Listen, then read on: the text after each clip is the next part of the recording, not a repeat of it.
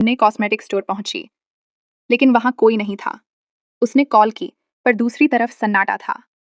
असल में उस वक्त गुजुन सड़कों पर अकेला घूम रहा था, अपने उस दोस्त को याद करते हुए जिसे वो अपनी जिंदगी का सबसे करीबी इंसान मानता था। वो याद कर रहा था जब दोनों ने मिलकर अपने पापा के लिए बर्थडे केक बनाने की प्लानिंग की थी, पर पापा लौटे ही नहीं। इंतजार करते करते दोनों थक गए और घर लौटने लगे, और तभी वो हादसा हुआ। एक कार आई और उसके दोस्त की जान चली गई। उस दिन के बाद से गुजुन बदल गया। उसका मन किसी चीज में नहीं लगता था। पढ़ाई छूट गई, हंसी छूट गई, सब कुछ फीका हो गया। जब परीक्षा का दिन आया तो उसने खाली पेपर जमा कर दिया। जब उसके पापा को पता चला कि उसका बेटा फेल हो गया है, उन्होंने गुस्से में थप्पड़ मार दिया और कहा, एक दोस्त के जाने से इतना कमजोर कैसे बन गया तू? लेकिन गुजुन के लिए वो बात आसान नहीं थी। उसे लगता था उस हादसे के पीछे उसके पिता ही जिम्मेदार थे। और फिर एक दिन उसने घर छोड़ दिया। कुछ दिनों बाद सारा ने उसे ढूंढ ही लिया, पर जब उसने जाना कि गुजुन कहीं दूर जाने की सोच रहा है, तो वो हैरान रह गई। सारा ने पूछा, क्यों जा रहे हो? गुजुन ने बस इतना कहा, लोग बहुत परेशान करते हैं। सारा को लगा कि वो उसके बारे में कह रहा है, और वो चुपचाप वापस लौट आई। वो अपने पियानो ग्राउंड पहुंची और वहां एक लड़का खड़ा था, वही जो कुछ दिन पहले गिफ्ट मांगने आया था। दोनों सीढ़ियों पर बैठ गए। लड़के ने कहा, मैं पियानो सीखना चाहता हूँ। वो जाकर वहीं धुन बजाने लगा जो सारा हमेशा बजाया करती थी। सारा मुस्कुराई, मैं ये गाना गुजुन के लिए बजाती हूँ, पर उसे कभी पता ही नहीं चला। लड़का बोला, पर मैं हर बार बाहर खड़ा होकर सुनता था। जब भी वो उदास होता, तुम्हारा संगीत सुनकर मुस्कुरा देता। सारा ने उसे रोक लिया, तुम कहीं नहीं जाओगे। अभी तुम्हें अपनी फीस देनी है, और वो पौधे भी हैं जिनकी देखभाल बाकी है। गुजुन मुस्कुराया, ठीक है, अब मैं गायब नहीं होऊंगा। और यूं दोनों के बीच की गलतफहमियां मिट गईं। माहौल फिर से हंसी से भर गया। कुछ समय बाद गुजुन डॉक्टर चा से मिलने गया। उसे अब पता चल चुका था कि डॉक्टर चा और जोंग नाम पुराने क्लासमेट हैं, एक सच जो सारा से अब तक छिपा था। गुजुन ने डॉक्टर से कहा, अब बातें संभल कर करना, सच सबको पता है। शाम को सारा और गुजुन ने एक दूसरे को शुभ रात्रि कहा, और गुजुन ने उसे सुलाने के लिए एक प्यारा सा गीत गाया। अगले दिन सारा अपने पप्पी को पियानो सिखा रही थी। थोड़ी देर बाद डॉक्टर चा उसे खाने पर बुलाने आए। गुजुन ने भी जिद की, मैं भी चलूंगा। सारे दोस्त बाहर निकले और आइसक्रीम खाने लगे।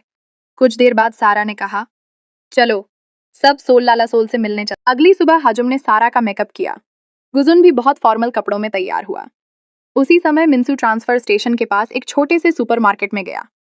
दुकानदार ने बताया कि गुजुन ने किम मानबो की जान बचाई थी। उस दिन किम मानबो को अचानक अटैक आया और वह जमीन पर गिर गया। गुजुन ने उसकी जेब में से दवा निकालकर उसे समय पर दी, जिससे वह बच गया। मिंसू ने दुकानदार से किम मानबोक का पता भी ले लिया। दूसरी तरफ सारा और बाकी लोग मिलने की जगह पर सतर्क होकर इंतजार कर रहे थे। हैंडसम मर्द और शालीन औरतें एक एक करके अंदर आ रहे थे, लेकिन उनमें से कोई भी सोलसल लाला सोल नहीं था। उसी समय एक आदमी अंदर आया। सभी लोग हैरान रह गए, क्योंकि वो था आन जोंगो, जिसकी हेयर कट सुखयोंग ने खराब कर दी थी। सारा को लगा कि डू डू सोल सोल लाला सोल कोई पुराना जानकार होगा। कुछ देर बाद डॉक्टर चाबीरिसरा में आ गए और देखा कि सारा आहन झोंगो से बातें कर रही है। वो कुछ कहना चाहते थे, लेकिन रुक गए। आहन झोंगो ने अपनी असली पहचान बताई। वह तो बस उस दुकान का एक नियमित ग्राहक था। सारा बहुत देर तक इंतजार करती रही, लेकिन उसका रहस्यमय मददगार नहीं आया। सारा बहुत मायूस हो गई। उधर किम मानबोक से गुजुन को पता चला कि मिंसू उसकी तलाश कर रहा है। पहले मिंसू ने किम मानबोक को धमकाया भी था, लेकिन किम मानबोक ने कुछ भी बताने से इनकार कर दिया। शाम को सारा बहुत दुखी थी, क्योंकि उसे डू डू सोल सोल लाला सोल वाले यूजर के बारे में कुछ भी पता नहीं चला। लेकिन तभी मददगार का मैसेज आया। उसने लिखा कि वह किसी निजी कारण से नहीं मिल सकता, लेकिन वो हमेशा उसका समर्थन करेगा। सुकयंग ने भी कहा कि जिंदगी लंबी है, एक दिन जरूर दोनों मिलेंगे। सारा का मूड ठीक हो गया और उसने सुकोंग और उसकी माँ के साथ फोटो खींचकर सोशल मीडिया पर डाली। अंधेरे कमरे में जो सारा की तस्वीरों से भरा था, आनजोंगो वो फोटो देख रहा था और रहस्यमयी ढंग से मुस्कुरा रहा था। डॉक्टर चा बहुत ध्यान से उस ग्राउंड को देख रहे थे जो सारा की शादी में गिर गया था। सोने से पहले सारा ने इंटरनेट पर एक मैसेज पढ़ा, उम्मीद है वह सितारा तुम्हारे भविष्य को रोशन करेगा। सारा को अचानक कुछ याद आया। वह तुरंत अपने प्लेग्राउंड गई और वह पौधा ढूंढा जो डॉक्टर चा ने उसे गिफ्ट किया था। उस पर लिखा था, उम्मीद है सारा का पियानो संगीत सारी दुनिया में गूंजे। यह दोनों पंक्तियां लगभग एक जैसी थीं। सारा ने अंदाजा लगाया कि डॉक्टर चा ही उसका मददगार है जो आज नहीं मिल पाया। सारा ने गर्व से यह बात गुरजुन को बताई, लेकिन गुरजुन को जलन हो गई। उसने मददगार की आईडी की नकल करते हुए सारा को टेक्स्ट किया। उसने अपनी अगले दिन स्पा की नियमित ग्राहक की मदद से सारा ने अलग अलग फ्लेवर वाला किम बनाया। वो उसने डॉक्टर चा को दिया क्योंकि उसे लगा वो ही उसका मददगार है। डॉक्टर चा को सारा से खाना पाकर बहुत खुशी हुई। उन्हें लगा कि यह खाना सारा ने खुद बनाया है, लेकिन जब उन्हें पता चला कि वह किसी और ने बनाया था तो उन्हें उतनी खुशी नहीं हुई। डॉक्टर चा को भी यह बात समझ में आ गई कि सारा ने उसे यह सब प्यार से नहीं बल्कि धन्यवाद कहने के लिए दिया था। दूसरी ओर सारा यह सोचने की कोशिश कर रही थी कि आखिर दूसरी पियानो क्लास में इतनी भीड़ क्यों रहती है। जल्द ही उसे समझ आया कि माता पिता उन जगहों को ज्यादा पसंद करते हैं जहां बच्चे अवार्ड जीतते हैं। तभी सारा के मन में ख्याल आया, अगर शिंजे मिन को प्रतियोगिता में भेजा जाए तो वह ट्रॉफी जीत सकता है। इससे उसके प्लेग्राउंड की भी पहचान बढ़ेगी। उसी वक्त गुजुन ने सारा को उसके सपनों से जगाया। उसे पता भी नहीं चला कि जब वह सो रही थी तब गुजुन उसके पास बैठा पंखा चला रहा था।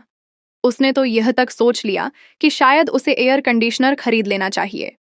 उधर आन जोंगो समय पर क्लास पहुंचा। रास्ते में गुजुन की उससे मुलाकात हुई, फिर वह काम पर चला गया। लेकिन चलते समय उसे एहसास हुआ कि वह जोंगो को पहले कहीं देख चुका है। सारा की चिंता में डूबा गुजुन वापस लौटा और उस छोटे दरवाजे को खोला जो पड़ोस के घर में खुलता था। उसने सुखयोंग से भी कहा कि सारा का ध्यान रखे। उस दरवाजे के पीछे सारा पियानो बजा रही थी और आन झोंगो उसे गहराई से देख रहा था। पियानो की तीव्र होती धुन के बीच सारा के मन में एक अजीब बेचैनी उठी। तभी अचानक आन झोंगो ने वह दरवाजा बंद कर दिया। उधर मिन्सू यूनन चिल को लेकर किम मानबोक से मिलने पहुंचा। किम ने यूनन चिल को समझाया कि थोड़ा सुकून से रहें, लेकिन वह नाराज ही रही। अंत में कुछ पैसे और अपना संपर्क नंबर देकर चली गई। मिन्सू को सारा के प्लेग्राउंड के बाहर कुछ बैग्स मिले। थोड़ी देर बाद यूननचिल और मिन्सू कार में बैठकर निकल पड़े। रास्ते में यूननचिल ने किसी आदमी की पीठ देखी। वह उसे जानी पहचानी लगी। वह तुरंत गाड़ी से उतरी और उसे ढूंढने लगी, लेकिन वहां सिर्फ सारा थी। तभी यूननचिल को याद आया, यही सारा तो उसकी दोस्त की छोड़ी हुई बहू थी। अपनी दोस्त की छोड़ी हुई बहू को ऐसे हाल में देखकर उसके चेहरे पर संतोष की मुस्कान आ गई। काम खत्म होने के बाद गुजुन और सारा इलेक्ट्रॉनिक स्टोर पहुंचे ताकि एक जूसर खरीद सकें। स्टाफ ने उन्हें पति पत्नी समझ लिया, पर सारा ने फौरन इनकार कर दिया। रास्ते में बस उसी बात पर गुजुन का ध्यान अटका रहा। सारा ने बताया कि उसकी पहले शादी हो चुकी है, लेकिन गुजुन को इससे कोई फर्क नहीं पड़ा। उसने कहा, मुझे इससे फर्क नहीं पड़ता। जब वह सारा से अपने दिल की बात कहने ही वाला था, तभी किम मानबोक आ गया। उसने बताया कि गुजुन की माँ उसे ढूंढते हुए आई थी और जो पैसे वह लाई थी वो सारा के प्लेग्राउंड का किराया है। लेकिन गुजुन ने वो पैसे लेने से साफ मना कर दिया। गुरजुन ने पैसे लेने से साफ इनकार कर दिया। अगले दिन उसकी मदद से सारा को आखिरकार शिंजे मिन मिल गया। जब उसने उसे देखा तो उसकी हालत देखकर दिल भर आया। उसकी माँ का देहांत बहुत पहले हो चुका था और उसके पिता काम में इतने उलझे रहते थे कि बच्चे के लिए वक्त ही नहीं निकाल पाते थे। सारा ने मुस्कुराते हुए कहा कि वह कभी भी उसके प्लेग्राउंड आ सकता है, बस शर्त इतनी है कि उसे सफाई में हाथ बटाना होगा। लेकिन जल्द ही सारा को झटका लगा। शिंजे मिन भले ही प्रतिभाशाली था, पर उसे म्यूजिक पढ़ना तक नहीं आता था।